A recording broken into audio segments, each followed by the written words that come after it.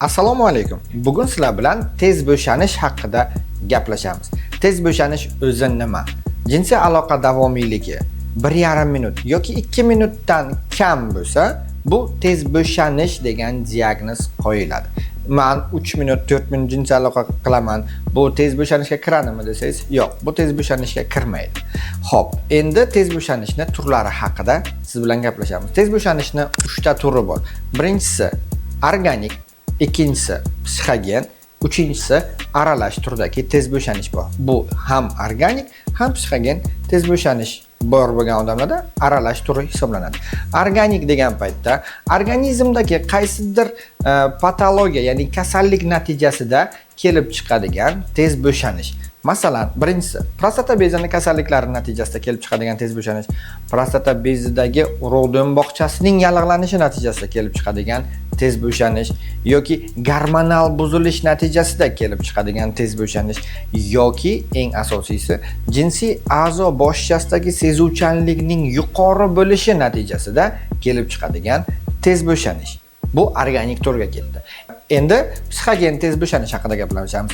Hamma organ va sistemalarda hech qanaqa muammosi yo'q, lekin odamning o'zida men tez bo'shanib qo'yaman, tez bo'shanishim mumkin, hozir tez bo'shanib qo'yaman jinsiy aloqada paytida degan fikr, o'y va fikrlar borligi uchun kelib chiqadigan tez bo'shanish. Bu holatda organizmni, ya'ni miyani to'g'ri regulirovka qilish kerak, ya'ni jinsiy aloqa davomiyligini o'zi kontrol qilishi kerak. Bu holatda tez bo'shanishni oldini olish uchun siz nimalar qilishingiz kerak? Birinchi navbatda, agar sizda yallig'lanish kasalliklari bo'lsa, prostatit, uretrit, arxit yoki urug' do'mboqchasining yallig'lanishi va shunga o'xshagan gormonal buzilishlar bo'ladigan bo'lsa, birinchi navbatda ularni tuzatishimiz kerak, ya'ni davolab berishimiz kerak. Agar o'sha holatda ham sizda tez bo'shanish bo'layotgan bo'lsa, siz jinsiy aloqangizni davomiyligini kontrol qilishingiz kerak. Oldini olish maqsadida esa siz sport bilan shug'ullanishingiz kerak. Sovuq suvda o'zingizni, kontrast dushlarda o'zingizni chiniqtirishingiz kerak bo'ladi. Agar sizda organik turdagi tez bo'shanish bo'lsa, siz urologga murojaat qilishingiz kerak yoki andrologga murojaat qilishingiz kerak.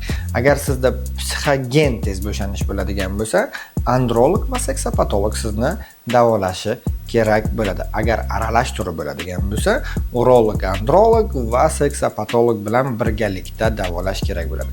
Jinsiy a'zoyingizning boshchasidagi sezuvchanlik yuqori bo'lsa, biz sizga ikki xil turdagi muolajani taklif qilamiz. Ya'ni bu birinchisi denervatsiya usuli, jinsiy a'zoni boshchasiga keladigan nervlarni kesib qo'yish usuli va ikkinchisi jinsiy a'zoni boshchasiga gialuronovoy kislota bilan ukol qilib sezuvchanlikni 80% ga tushirib berishimiz mumkin. Agar sizga bu ma'lumotlar qiziq bo'lgan bo'lsa va sizda tez bo'shanish bo'ladigan bo'lsa, bizning kanalimizga obuna bo'ling va bizga murojaat qilish esingizdan chiqmasin. Xayr, salomat bo'ling.